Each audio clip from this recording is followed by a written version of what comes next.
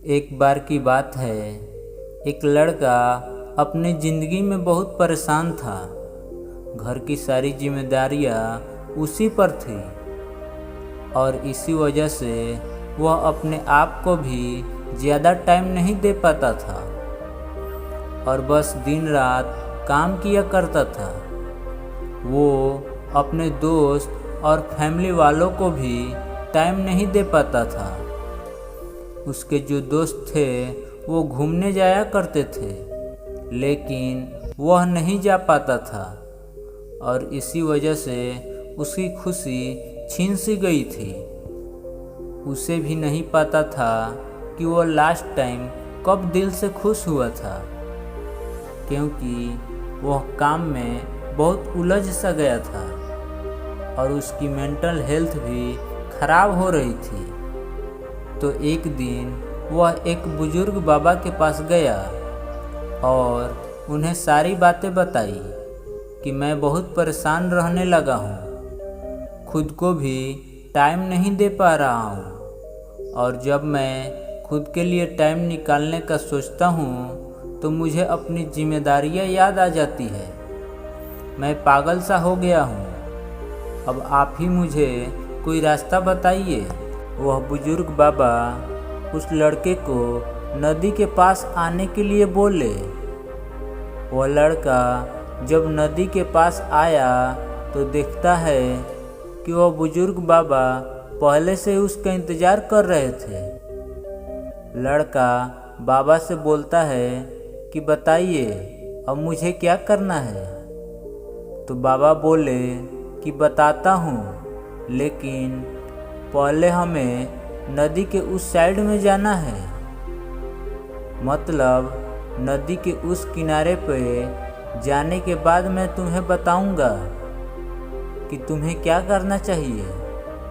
लड़के को उनकी बात समझ नहीं आई कि नदी के उस किनारे जाने के बाद ही क्यों बताना है, लेकिन फिर भी लड़के ने बाबा से कहा, चलिए फिर हम नदी पार करके नदी के उस किनारे पे चलते हैं। तभी बाबा ने कहा, ऐसे नहीं, हम उस किनारे पर तब जाएंगे जब इस नदी का पानी पूरा सूख जाएगा, जब इस नदी की ज़मीन दिखनी शुरू हो जाएगी, तब हम दोनों इस नदी में चलते हुए नदी को पार करके उस साइड में जाएंगे।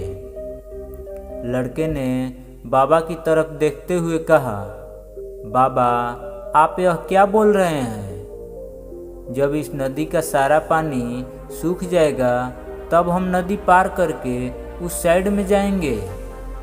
तो शायद ऐसा कभी नहीं होगा और हम उस साइड में जा ही नहीं पाएंगे।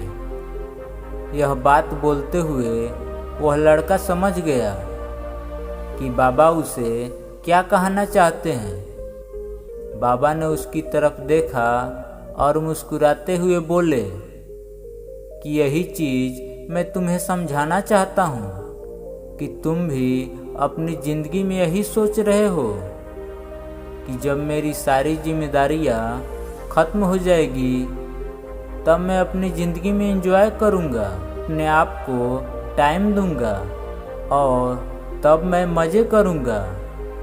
तो ऐसा कभी नहीं हो सकता, क्योंकि जिम्मेदारियाँ कभी ख़त्म नहीं हो सकती। अब वह लड़का अच्छे तरीके से समझ गया था कि चाहे अमीर आदमी हो या गरीब, सबके ऊपर कुछ न कुछ जिम्मेदारियाँ हैं और वह उन्हीं जिम्मेदारियों में कुछ टाइम निकाल कर एंजॉय कर लेते हैं और इसे ही ज़िंदगी कहते हैं। दोस्तों, ज़िंदगी बहुत छोटी है और टाइम बहुत फास्ट, तो अपनी ज़िंदगी के हर पल को एंजॉय करो, खुश रहो, मस्त रहो।